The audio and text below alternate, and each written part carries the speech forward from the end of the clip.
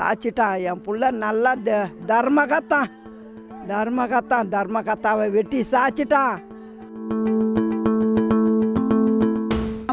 எங்கள் வீட்டுக்காரர் நான் தப்பானவர் நான் நம்பவே மாட்டேன். நான் என் புருஷன் மேலே எனக்கு எவ்வளோ நம்பிக்கை இருக்குது.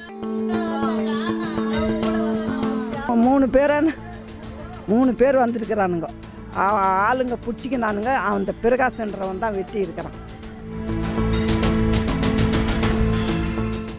சென்னை மாதாவரம் அருகே உள்ள சின்னமாத்தூர் கருமாரியம்மன் கோவில் தெருவைச் சேர்ந்தவர் குட்டி என்கின்ற மணிகண்டன். இவருக்கு 43 வயதாகிறது. 9 வருடங்களுக்கு முன்பு திருமணமாகி உமா என்ற மனைவி உள்ளார். இவர்களுக்கு குழந்தைகள் இல்லை.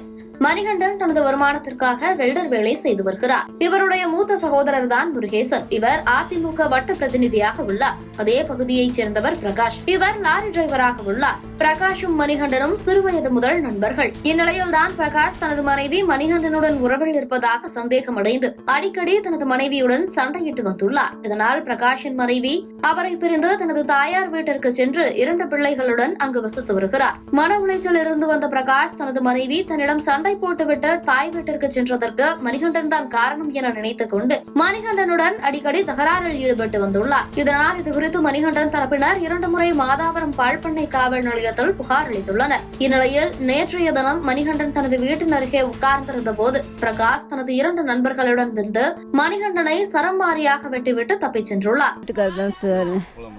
அம்மா அவங்க வந்து ஃப்ரெண்டுங்க தான் ரொம்ப நாள் ஃப்ரெண்டுங்க. சின்ன வயசுல ஃப்ரெண்டு.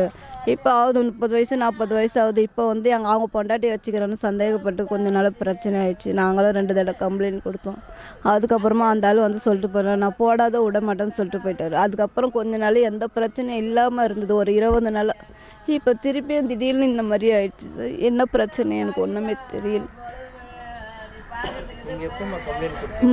நாங்கள் கொடுத்து 2 மாதம் ஆகுது. இல்லைக்கா 2 மாதம் ஆகுது சார். எங்கள் வீட்டுக்காரர் வந்து அவங்க மனைவி வச்சுக்கிற மாதிரி எல்லா ஊர் ஃபுல்லாகவே சொல்லிக்கிட்டு வந்தாங்க.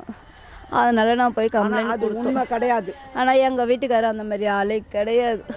எனக்கு கல்யாணம் ஆகி 10 வருஷம் சொன்னாலும் இந்த சூரியன் இந்த பக்கம் நான் நம்ப மாட்டேன். எங்கள் வீட்டுக்காரர் நான் தப்பானவர் நான் நம்பவே மாட்டேன். நான் என் புருஷன் மேலே எனக்கு எவ்வளோ நம்பிக்கை இருக்குது. என் புருஷன் அந்த மாதிரி ஆளே இல்லை.